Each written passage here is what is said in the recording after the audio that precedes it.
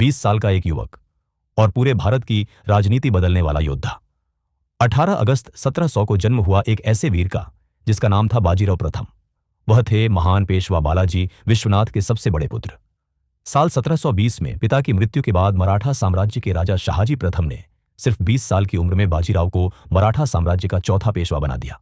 लेकिन असली कहानी अब शुरू हुई। बाजीराव ने कहा, मुगल साम्राज्य की जड़ें हिलानी होंगी। उन्होंने तेज घुड़सवार सेना और बिजली जैसी रणनीति से उत्तर भारत तक मराठा शक्ति का परचम लहरा दिया। 1728 में बैटल ऑफ पलखेड़ में बाजीराव बान का सामना हुआ निज़ाम उल मुल्क असफ जाह की विशाल सेना से।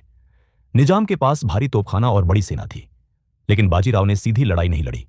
उन्होंने अपनी तेज मराठा घुड़सवार सेना से दुश्मन की सप्लाई लाइन काट दी, उसे चारों तरफ से घेर लिया और पानी खाने से वंचित कर दिया।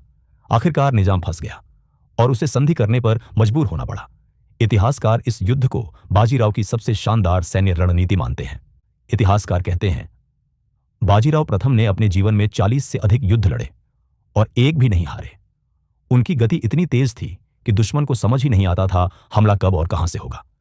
बाजीराव ने एक सपना देखा था, हिंदुस्तान में मराठा शक्ति का विस्तार, और सच में उन्होंने मराठा साम्राज्य को दिल्ली के दरवाजे तक पहुंचा दिया। इसलिए इतिहास उन्हें कहता है, मराठा साम्राज्य का सबसे महान योद्धा पेशवा।